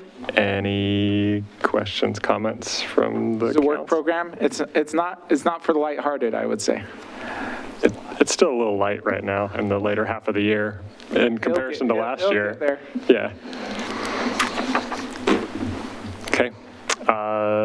Well, we are late. Do we want to spend a few minutes going around the dais and give introductions? That's up to you guys. I'm good if we've got a few. Okay, let's do it. All right. Well, Commissioner Neal, why don't you start us off? Give us a quick introduction of maybe who you are, how long you've been in the city, and what you did prior to this. Hi, I'm Kathy Neal. I moved to Wilsonville in 2014. Before that, my husband was kind of in the military, so we kind of moved all over. But I was with the DRB for 2 years and learned a lot from that. And before I retired, I was a nurse manager for many years. And so that's me. Great. Thank you. Welcome. Nice to have you here. Commissioner Hendricks. Hi, everyone. Nice to meet you. Yeah, my name is Nicole Hendricks. I moved to Wilsonville 2017. I was at the apartments at Tureen and Canyon Creek. And then in 2019, I got a townhouse near Bullwinkles. So I love this community. When I was in college, I got an internship with the city of Wilsonville. So I was at like the farmers markets in Villebois, and that's where I first was like, I really like Wilsonville. Like, I want to live here. And so anyways, now I work for the city of Tigard in the city manager's office as a senior analyst. And yeah, I play the flute, part of the Tualatin Valley Community Band, if you ever want to check out a concert. Anyways, so yeah, that's a little bit about me. And you were on the DRB as well? I was on the DRB, yeah. Thanks. Great. Welcome. Nice to have you here. Commissioner Mesbah. Name, rank, serial number. Moved to Wilsonville in 2015, end of 2015, and came here from Madison, Wisconsin, and moved here after retiring from work in Madison. I'm a professional planner and professional engineer. I did work with the equivalent of the Metro Council, the Regional Planning Commission in Madison, for that region as initially as environmental engineer and environmental impact analysis and mitigation for development projects and urban growth proposals and so forth, which is the process we were following there. And eventually, kind of over the 30 years of my career with regional planning, moved up to the last 8 years running the agency before figuring out there were better places in the country, better weather, called it quits and moved here because my wife had retired 4 or 5 years before me and kept saying, when are we having fun? So this is where we ended up. We had choices, and Wilsonville was definitely the one that clicked for us. And I've been on the commission almost since I moved here. 2016 I started. And this is my last year. I'm terming out for the Planning Commission. Commissioner Willard. Jennifer Willard. I moved to Wilsonville in 2014 as well. And I currently, and for the last 22 years, have worked out at Intel on the construction projects out there. I'm an engineering manager currently, often been a project manager. But one of the elections back in the teens motivated me to get involved in my local community. And so that's when I reached out to be on the DRB and then moved up to here, which is what I really wanted to do from the get-go. So welcome to both of you. Commissioner Carr. Andrew Carr. I moved with my family in 2003. My wife would say I have an addiction to volunteering. So, I've been I was on the DRB for 6 years, the Budget Committee for 2.